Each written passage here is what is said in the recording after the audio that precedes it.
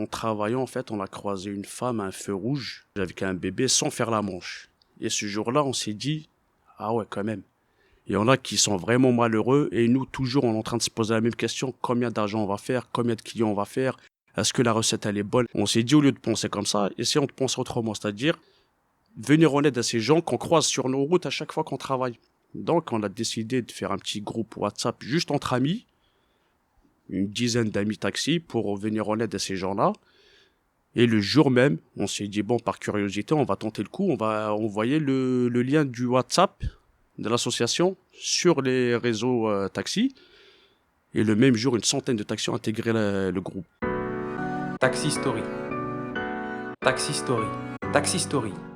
Sofiane, coprésident de l'association Les Taxis du Cœur, taxi depuis 2009. Moi, c'est Isem, coprésident de l'association Les Taxis du Cœur. Les Taxis du Cœur, c'est une association loi 1901, à but non lucratif. On vient en aide aux plus démunis. Ça se passe tous les samedis.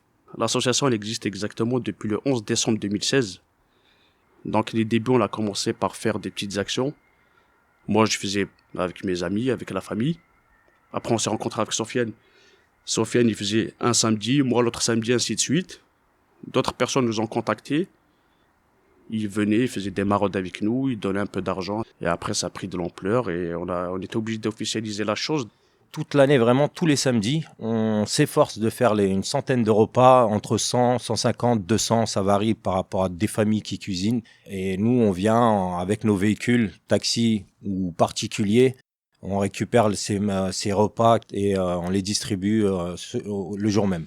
On fait vraiment des maraudes pour aller chercher les personnes qui sont isolées, qu'on n'arrive pas à trouver parce que vous avez plusieurs associations qui vont dans des endroits fixes où les sans-abri savent exactement ces points. Nous, on va vraiment à la recherche des personnes isolées. Depuis la pandémie, en fait, ce qu'on constate, malheureusement, c'est qu'il y a de plus en plus de SDF à la rue. On a de plus en plus. Par exemple, dans les débuts de l'association, pour faire une distribution de 100 repas, on mettait 5-6 heures de temps pour les distribuer. Maintenant, là, depuis plus d'un an, et surtout depuis le Covid, pour faire un exemple tout bête, hier, on a fait 162 repas en moins de 3 heures. Des fois, 200 repas en 2h30. Donc, cela montre qu'il y a vraiment de plus en plus de monde à la rue. C'est le problème de cette crise sanitaire, c'est que voilà, aujourd'hui, tu as toutes sortes de personnes, que ce soit la personne qui est au bout de la rue avec sa tante ou la personne qui travaille, qui est chez elle, qui a besoin d'aide, en colis alimentaire, qui n'arrive pas à arriver à 15, 20, au 20e jour du mois, plus rien dans le frigo, et c'est malheureux. Et ces personnes-là, pourtant, ils travaillent, ils s'efforcent, et au lieu d'être plus ou moins bien équilibrés, malgré leur travail, malgré leurs efforts, ils se retrouvent sans rien. Nous, par rapport à notre association, tout se fait sur les réseaux et bouche à oreille. Sur tous les réseaux, vous pouvez nous retrouver au nom de Les Taxis du Cœur. Et on tient à remercier tous les bénévoles qui sont dans l'ombre, qui gèrent les réseaux sociaux, Les Taxis du Cœur. Et là, par exemple, récemment, on a fait une récolte dans une école, la Salle Saint-Cloud, UIB de la Jonquière. Ils ont récolté 1198 produits pour nous. Justement, c'est ce qu'on est en train de distribuer. Et sinon, c'est les familles, les amis, les collègues, c'est les réseaux, en général. Après, on n'a pas d'endroit de stockage, vraiment un vrai endroit.